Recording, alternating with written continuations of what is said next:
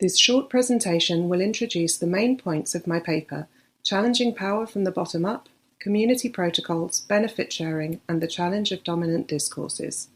The paper draws on research done in the framework of the Benelux project on benefit sharing, funded by the European Research Council. The focus is on the role of community protocols in achieving fair and equitable benefit sharing for local communities that play a role in environmental protection. Local communities have been recognised as key players in the fight to tackle a range of environmental problems. Benefit sharing is one instrument that could ensure that communities can continue to play this very important role. However, there is a lack of clarity around how benefit sharing could work in practice. Community protocols, which are developed by local communities to record their practices, institutions, customary law, rights and visions of development, have been suggested as one element in ensuring fair and equitable benefit sharing. Existing studies consider how this might work in a legal view, but there is little work taking a more sociological approach to discuss how community protocols may allow local communities to challenge powerful discourses. A key element in work on sociology is power. Discourse is seen as a hidden form of power in society. Discourses are the scripts that guide our decisions by telling us what is possible.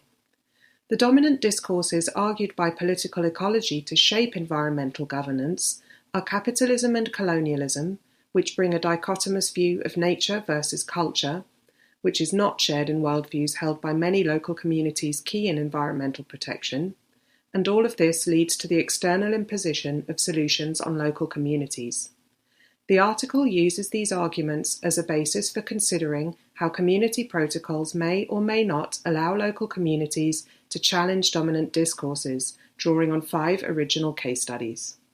Briefly, the case studies focus on the Kukula Association of Traditional Health Practitioners in South Africa and their discussions about access to medicinal plants in different protected areas, 33 indigenous communities of the salt plains of Salinas Grandes in Argentina and their discussions about the impacts on limited water resources of lithium mining, the Kelabit community in Barrio and its surrounding villages in the highlands of Sarawak in Malaysia, and a deal between the community, the government and a private company for the cultivation of a local variety of rice, Kwe resident communities in Bwabwata National Park in Namibia, and their discussions about how to preserve and pass their knowledge to future generations and about access to areas within the park, and traditional goat pastoralists in Ikaria in Greece, and issues of access to land vis-à-vis tourism, renewables development, and access to markets. Overall, the cases where a community protocol was in place saw communities secure some of the benefits they wanted.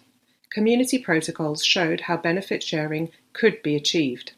The case studies suggest that community protocols may help challenge dominant discourses in 3 ways: by facilitating and articulating the recognition of local communities and indigenous peoples by different authorities and actors, by providing a source for others to begin to try to understand communities' worldviews, and by providing long-term empowerment for local communities. But this is far from automatic.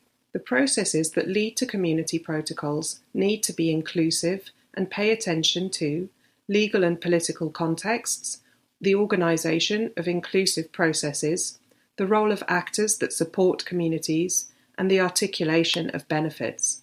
Also, it should be noted that community protocols may not always be the right way of challenging discourses where other kinds of collective action are in place. These 4 areas also suggest future work. A book discussing the case studies introduced in this article and lessons about benefit sharing, power and local communities will carry this forward, discussing lessons that might be derived from work on social movements, which pays attention to legal and political contexts, deliberative democracy, which considers the design and organisation of inclusive processes for articulation and communication, and from the critical literature on global civil society, which considers the roles of NGOs and other actors.